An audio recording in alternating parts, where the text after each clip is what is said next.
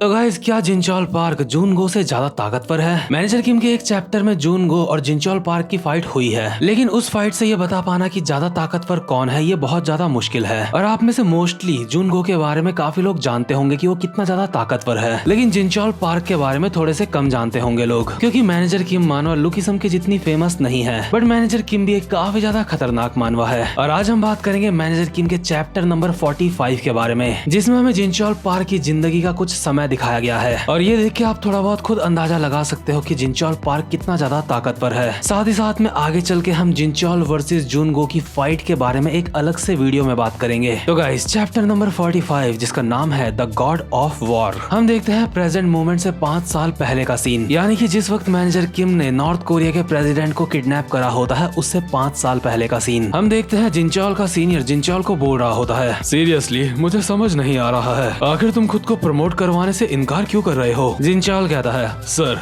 मुझे प्रमोशन की परवाह नहीं है, मैं सिर्फ अपने देश के लिए काम करता हूँ, ना कि प्रमोशन के लिए। एक वर्दी पहने इंसान के अंदर अपने देश के लिए वफादारी होनी चाहिए, उसके अलावा मुझे और किसी भी चीज की चिंता नहीं है। सीनियर कहता है, चलो ठीक है, वैसे मैं तुम्हें एक जगह मिशन में भेजना चाहता हूँ। लेकिन जिनचोल फटाक से मिशन में जाने से मना कर देता है। जब सीनियर उससे इसका रीजन पूछता है तो जिनचोल कहता है, दरअसल रॉक स्टार जेनेट कोरिया में परफॉर्म करने वाला है। सीनियर कहता है, लेकिन तुमने कहा था तुम अपने देश के लिए कुछ भी करने के लिए तैयार हो। जिनचोल कहता है, हाँ वो तो ठीक है, लेकिन जेनेट की बात कुछ और है। सीनियर और जिनचोल आपस में बात कर ही रहे होते हैं, इतने में ही यहाँ पे एक लड़की आती है जो कि मेजर होती है। ये लड़की अपने सीनियर को, जो कि जिनचोल का भी सीनियर होता है, उसको कहती है, सर मुझे आपसे कुछ बात करनी है। सीनियर कहता है, हाँ मेजर कैंग बोलो, तुम्हें क्या बोलना है? लेकिन जिनचोल जैसे ही इस लड़की को देखता है तो उसके मन के अंदर तेज तेज हवाएं चलने लगती हैं, पूरा कमरा फूलों की खुशबू से भर जाता है और जिनचोल का दिल तेजी से धड़कने लगता है इस लड़की को देख के। हालांकि आपको बता दो, पोजीशन के मामले में ये लड़की जिनचोल से बड़ी होती है और इस लड़की का नाम होता है जियोंग कैंग। जियोंग कैंग अभी सीनियर से बात कर ही रही होती है, लेकिन जिनचोल जियोंग को देख के बोल रहा होता है,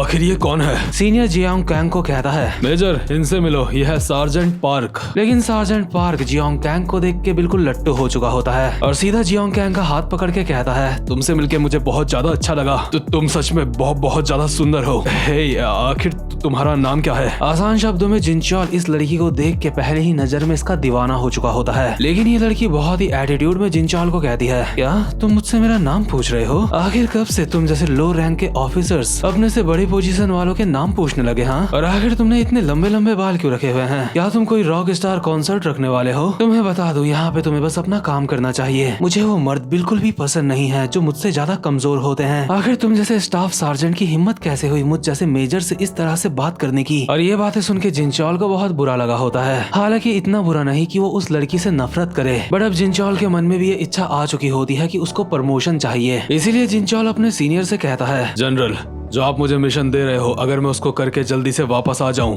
तो क्या आप मेरा प्रमोशन कर दोगे? सीनियर कहता है, हाँ लेकिन वो जगह काफी ज्यादा खतरनाक हो सकती। इतने में ही जिनचोल कहता है, जो भी हो मुझे उससे कोई भी फर्क नहीं पड़ता, अगर वहाँ पे लोग एक दूसरे की जान ले रहे हैं, वहाँ पे हालात कितने भी खराब है, मुझे कोई फर्क नहीं पड़ता। मैं चाहता हूँ 5 साल के लिए आप मुझे दुनिया की सबसे ज्यादा खतरनाक जगह में भेज दो, मेरे प्रमोशन के पेपर वर्क का सारा काम आप संभाल लेना। और इसी तरह से जिनचोल को भेज दिया जाता है सोमालिया और जिनचोल वहाँ के आतंकवादियों की फाड़ के रख देता है और जिनचोल पूरी दुनिया का एक अकेला लौता पहला इंसान बनता है जिसने अकेले ही नॉर्थ सोमालिया में शांति कायम करी होती है। मतलब समझ रहे हो, इस बंदे ने नॉर्थ सोमालिया में ही अकेले ही काफी सारे आतंकवादियों की फाड़ के रख दी थी और यहाँ से आप इस बंदे की पावर का अंदाजा लगा सकते हो। और भले ही इस चैप्टर में बता नहीं रखा है, लेकिन मैं आपको बता देता हूँ, जिनचोल ने अपनी पूरी जिंदगी में काफी वॉर्स लड़ी हैं, इसीलिए जिनचोल को टाइटल मिला है द गॉड ऑफ वॉर। और इसीलिए जब मैं जिनचोल वर्सेस गो वाली वीडियो लेके आऊंगा तो उसमें काफी ज्यादा मजा आने वाला है, क्योंकि अपना गो भी कोई ऐसा वैसा मामूली बंदा नहीं है। तो खैर, जिनचोल का ये कुछ पास्ट का सीन दिखाने के बाद हम आते हैं प्रेजेंट मोमेंट में, यानी कि 5 साल बाद के सीन में, जब जिनचोल सोमालिया से वापस आ चुका होता है और उसे पता चलता है कि मैनेजर किम के साथ क्या केस चल रहा है, यानी कि मैनेजर किम ने नॉर्थ कोरिया के प्रेसिडेंट को किडनैप कर लिया है और अब मैनेजर किम खतरे में है। और जैसे ही वो हेलीकॉप्टर से देखता है कि मैनेजर किम ब्रिज से कूद गए हैं प्रेसिडेंट को अपने साथ लेके, तो जिनचोल भी हेलीकॉप्टर से सीधा गोलियां नीचे नदी में कूद जाता है। पानी के अंदर गिरते ही जिनचॉल अपनी नजर इधर उधर दौड़ाता है और वो देखता है मैनेजर किम कार से बाहर निकल चुके हैं प्रेसिडेंट को अपने साथ लेके, और मैनेजर किम पानी के अंदर ही अंदर से प्रेसिडेंट को यहाँ से लेके जा रहे होते हैं। और जिनचॉल स्टार्ट कर देता है मैनेजर किम का पीछा करना पानी के अंदर से। लेकिन अभी जो नॉर्थ कोरियन आर्मी के बंदे होते हैं वो लगातार पानी के अंदर फायरिंग कर रहे होते हैं और कहते हैं साउथ कोरियन चॉपर के अंदर से कोई पानी के अंदर गिरा है, कम ऑन फायर करो फायर करो।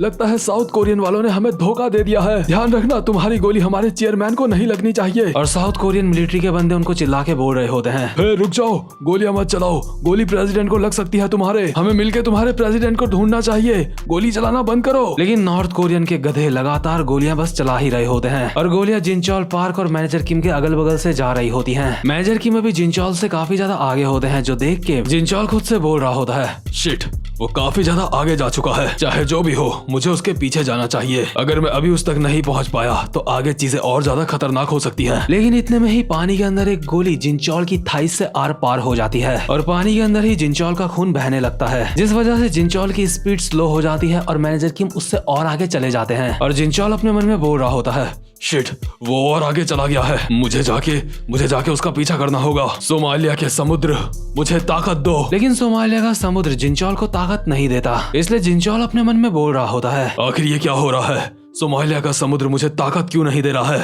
अरे हाँ, मैं तो भूल ही गया था, इस वक्त मैं समुद्र में नहीं बल्कि नदी में हूँ। शिट, 66 मुझसे काफी ज्यादा आगे जा चुका है। इसके बाद हम देखते हैं साउथ कोरिया के कंट्रोल बेस का सीन, जहाँ पे मिनिस्टर आर्मी के बंदों को बोल रहा होता है, वो हरामजादा उनके प्रेसिडेंट को लेकर भाग चुका है, अब वो हमारे साउथ कोरिया का एक नागरिक नहीं है। अगर नॉर्थ कोरिया वाले उसके बारे में कुछ पूछेंगे तो उन्हें बोल देना हम उसके बारे में कुछ भी नहीं जानते, वो हमारा बंदा है ही नहीं, हमें उसकी परवाह नहीं। वो लोग उसके साथ क्या करते हैं, वो इंसान एक आतंकवादी है जिसने उनके प्रेसिडेंट को किडनैप करा है। लेकिन यहाँ का जो जनरल होता है उसने मैनेजर किम से वादा किया होता है कि अगर मैनेजर किम ने अपना मिशन पूरा कर लिया, यानी कि साउथ कोरिया के प्रेसिडेंट को बचा लिया, तो ये लोग मैनेजर किम को आजाद कर देंगे। इसलिए एक बंदा भी यहाँ के मेजर जनरल को बोल रहा होता है, सर अभी हमें क्या करना चाहिए। मेजर जनरल अभी थोड़ा सा नर्वस होके कहता है, हम कुछ भी नहीं कर सकते, मेरे भी हाथ बंधे हुए हैं। अगर हम सच्चाई के साथ बात करें तो हम सार्जेंट किम को शुरुआत से ही धोखा देने की ही सोच रहे थे। वो इंसान अब हमारा हिस्सा नहीं है। अभी सिचुएशंस ऐसी हो गई हैं कि उस इंसान का इस दुनिया में रहना एक बहुत बड़ी मुसीबत हो गई है। वो अब हमारे ही देश के लिए नहीं बल्कि दूसरे देश के लिए भी एक बड़ा मुद्दा है। हमें सार्जेंट किम की पहचान को पूरी तरह से खत्म करना होगा। दूसरा बंदा अपना थूक घुटते हुए कहता है, हाँ हमारे लिए यही करना ठीक रहेगा। वही जो मैनेजर किम होते हैं नदी से तैर के बाहर आ चुके होते हैं, बट काफी लंबे समय तक अंडरग्राउंड स्विमिंग करने की वजह से नॉर्थ कोरिया के प्रेसिडेंट के फेफड़ों में पानी घुस जाता है, जिस वजह से वो अनकॉन्शियस हो चुका होता है। और मैनेजर किम उसे एक पेड़ के सहारे बिठा के वहाँ से चले जाते हैं। मैनेजर किम ने अब तक प्रेसिडेंट को अपने साथ बस इसलिए रखा था क्योंकि उसकी मदद से वो यहाँ से भागना चाहते थे। इसके बाद हम थोड़े से वक्त पहले का सीन देखते हैं, जहाँ पे मैनेजर किम हांशु श्योंग से कॉल पे बोल रहे होते हैं, मेरे लिए मेरी बच्ची का ध्यान रखना। हांशु कहता है, तुमने मुझे इतने समय बाद कॉल करा है और तुम मुझसे ये बोल रहे हो, तो तुम मुझे बोल रहे हो तुम नॉर्थ कोरिया के प्रेसिडेंट को वापस से नॉर्थ कोरिया में ही छोड़ दोगे और वापस से साउथ में आ जाओगे। और जब तुम ये सारा का सारा काम कर रहे होंगे तो तुम चाहते हो उस वक्त मैं तुम्हारी बेटी का ध्यान रखूं। मैनेजर किम कहता है, चिंता मत करो, अगर नॉर्थ कोरियन वहाँ हॉस्पिटल में आ भी गए तो वो तुम्हारा कुछ भी नहीं उखाड़ पाएंगे। हांशु कहता है, नहीं मुझे इस बात की चिंता नहीं है। मैनेजर किम कहते हैं, अगर तुम्हें इस बात की चिंता नहीं है तो फिर तुम्हें किसी भी बात की चिंता नहीं होगी। मेरे लिए नॉर्थ कोरिया से वापस से साउथ में आने के लिए पूरे 40 से भी ज्यादा रास्ते हैं। हांशु कहता है, सच बताइयो तेरा कोई दोस्त नहीं है ना? चल ठीक है, मैं हॉस्पिटल चला जाऊंगा, लेकिन तेरा क्या? नॉर्थ कोरिया वाले अपनी खतरनाक सी यूनिट को भेजेंगे वहाँ पे तुझे पकड़ने के लिए, क्या तुझे इससे कोई भी दिक्कत नहीं है? अगर सब कुछ तेरे प्लान के हिसाब से नहीं चला तो? मैनेजर किम कहता है, वैसे तो सब कुछ सही ही चलना चाहिए, लेकिन अगर कोई दिक्कत हुई तो मुझे तुम्हारी एक मदद चाहिए। और वो मदद क्या है वो हमें बाद में पता चलेगा, लेकिन अभी प्रेजेंट मूवमेंट में नॉर्थ कोरिया के काफी ज्यादा खतरनाक लोग मैनेजर किम के पीछे लग चुके होते हैं, जो की होती है कॉम्बैट यूनिट 51। और ये वो यूनिट है जिसे सरकार से खुली आजादी है किसी को भी जान से मारने की। ये लोग यहाँ नदी के किनारे वाले जंगल के इलाके में फैल चुके होते हैं और सामने ही इन्हें अपने चेयरमैन बैठे हुए दिख जाते हैं, जो कि अभी अनकॉन्शियस होते हैं। इन बंदों का लीडर सबको मैसेज देते हुए कहता है, हम उस बंदे की तलाश में जा रहे हैं और हमें हमारे चेयरमैन मिल चुके हैं। शुक्र है चेयरमैन बिल्कुल सही लग रहे हैं। ठीक है, इसके आगे का सारा काम यूनिट 51 देख लेगी। और ये सारे लोग शिकारी कुत्तों की तरह पूरे जंगल में फैल जाते हैं और जितने भी रास्ते साउथ कोरिया की तरफ जा रहे होते हैं सबसे पहले ये उन रास्तों को ब्लास्ट करते हैं, यानी कि उन सारे ही रास्तों को बॉम्ब से उड़ा के खत्म कर रहे होते हैं ताकि मैनेजर किम भाग ना पाए। और जैसे ही बॉम्ब के धमाके होते हैं तो उसकी आवाज मैनेजर किम के कानों तक भी पहुंच जाती है, जो देख के मैनेजर किम अपने मन में बोलते हैं, क्या इतनी जल्दी? उन्हें अपने चेयरमैन इतनी जल्दी मिल गए? जितना मैंने सोचा था वो सारे के सारे रास्ते उससे जल्दी बंद कर रहे हैं। जो लोग मेरे पीछे लगे हैं ये कोई नॉर्मल हंटिंग पार्टी नहीं लगती। मुझे जल्दी से यहाँ से निकलना होगा। लेकिन इतने में ही दूर से एक गोली बढ़ती है मैनेजर किम के शोल्डर में, बट मैनेजर किम भागना बंद नहीं करते और जिन बंदों ने मैनेजर किम के गोली मारी होती है वो बोल रहे होते हैं, हमें वो दिख गया है, वो वहाँ पे भाग रहा है, जाओ जल्दी से, जल्दी जाके उसको पकड़ो, वो यहाँ से ज्यादा दूर नहीं भाग पाएगा, जल्दी जल्दी उसका पीछा करो। लेकिन देखते ही देखते मैनेजर किम इनकी नजरों से ओझल हो जाते हैं। अभी ये सिर्फ यहाँ पे 2 ही बंदे होते हैं जिन्हें मैनेजर किम दिखे होते हैं और ये चौकन्ने होकर मैनेजर किम को ढूंढ रहे होते हैं। लेकिन इनमें से एक बंदा मुंडी घुमा के अपने साथ के दूसरे बंदे को देखता है जो कि अभी अनकॉन्शियस पड़ा हुआ होता है जमीन में। लेकिन अभी कुछ सेकंड्स पहले ही वो बंदा खड़ा था। जैसे ये बंदा देखता है कि उसके साथ का बंदा अनकॉन्शियस हो चुका है, इतने में ही मैनेजर किम पेड़ के पीछे से उछल के आते हैं और इस बंदे के एक खतरनाक सी लात मारने ही वाले होते हैं। लेकिन इतने में ही दूर से एक गोली पड़ती है मैनेजर किम के हाथ पे और अभी यहाँ पे यूनिट 51 के काफी सारे बंदे पहुंच चुके होते हैं, जिनमें से जिस बंदे ने गोली मारी होती है वो कहता है, हिलना मत, नहीं तो गोली लगेगी। अब और ज्यादा चालबाजी नहीं, चालाकी करने की कोशिश मत करना। तुम ये अच्छी तरह से देख सकते हो ना, हमने तुम्हें चारों तरफ से घेर लिया है। मैंने सुना तुम हमारी वर्दी पहन के बोंग हावा वन में घुसे थे। भले ही तुम हमारे बारे में काफी कुछ जानते हो, लेकिन कुछ ऐसा भी है जो तुम हमारे बारे में नहीं जानते हो। ये बात सच है कि जब बात कॉम्बैट की आती है तो हम काफी ज्यादा बढ़िया हैं, लेकिन हमारी स्पेशलिटी किसी को जान से मारना या फिर किसी को बचाना नहीं है, क्योंकि हमारी खासियत है